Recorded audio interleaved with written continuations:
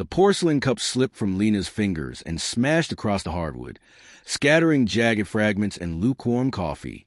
Her eyes widened and locked onto mine, her mouth opening in a silent intake, as if my words had cleaved through her chest.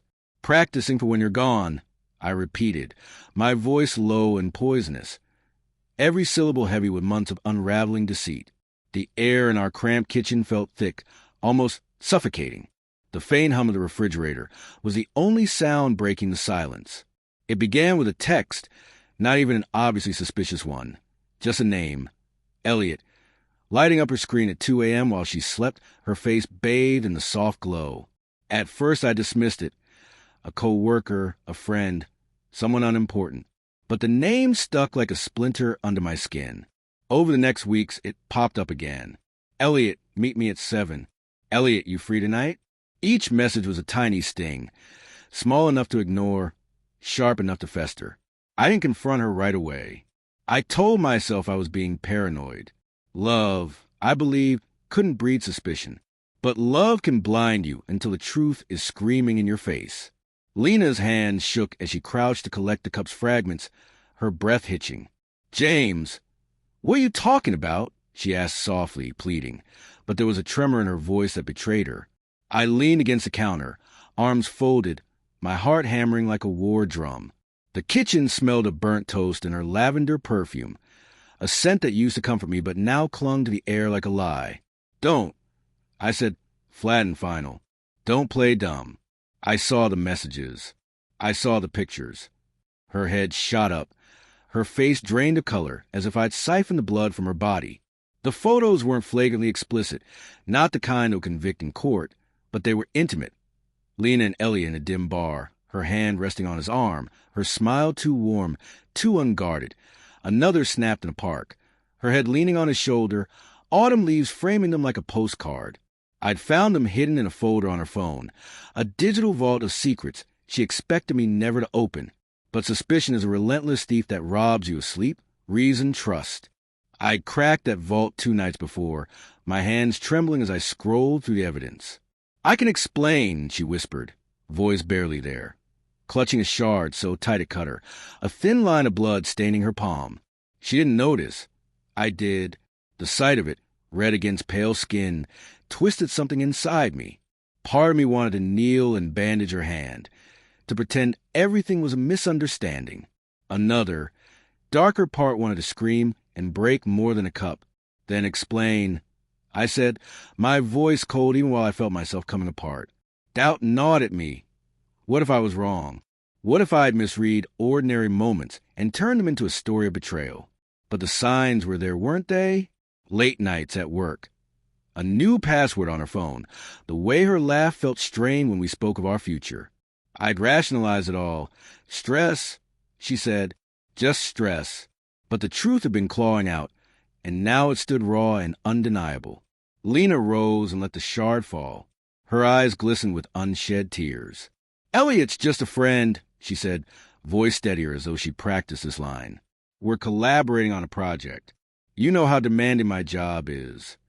Her words sounded plausible, polished, but they felt like performance. I wanted to believe her. God, I wanted to, but the way her gaze flicked sideways, the way her fingers twisted the hem of her sweater told another story. A friend. I laughed, a hollow, bitter sound that echoed off the tiles. You don't laugh like that with friends, Lena. You don't hide photos of friends. I moved closer until my shadow fell over her and she flinched. Not from fear of me, I realized, but from the truth I was dragging into the light. "Tell me," I said, my voice breaking despite myself. "When did it start? How long have you been lying?" She shook her head. Tears fell and streaked her cheeks. "It's not what you think," she said, voice cracking. "I swear, James, it's not." But the words were thin, a house of cards collapsing under my stare. I wanted to seize her, to shake the truth out of her, but my hands remained clenched at my sides, nails biting into my palms. The pain kept me from collapsing. "Then what is it?" I asked, softer now, almost pleading. I'd spent months convincing myself I was crazy, that she couldn't do this. "I'm not crazy, am I?" My voice rose. trembling with the rage and hurt I'd bottled up. I'd trusted her. I'd built my life around her. Lena sank into a chair, hands covering her face, sobs shaking her shoulders. The kitchen contracted. The walls seemed closer, the air heavy with coffee and regret. "I didn't mean for it to happen," she whispered muffled. "He was there when I felt alone. You were always working, always distant. I didn't know how to reach you." Her words landed like a blow, not because they were cruel, but because they contained a sliver of truth. I had been distant, consumed by work and the pressure provide. That didn't excuse this. It didn't erase the nights I lay awake wondering why she felt so far away even when she was beside me. "So you turned to him?" I asked, voice raw.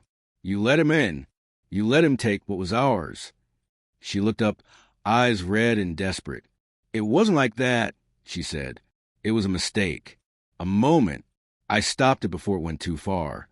But we both knew those explanations were hollow. A moment can be everything. Silence stretched taut and unbearable.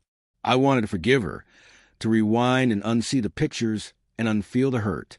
But trust, once broken, doesn't mend clean.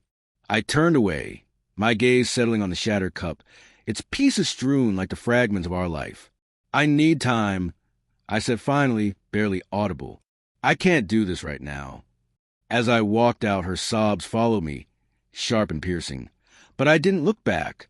The door clicked shut behind me, and cold night air hit my face, carrying the faint scent of rain. I stood alone, the weight of betrayal pressing down hard. Then my phone pinged. A message from an unknown number. "I'm sorry you had to find out this way. She deserves better." Attached was a photo, Lena and Elliot kissing, time-stamped last night. My knees buckled as the world tilted, and the last piece of the puzzle slammed into place. She hadn't stopped it. She'd lied even now. The cold wasn't only outside anymore. It was inside me, permanent and unyielding. I had been practicing for when she was gone, but she was already someone else's.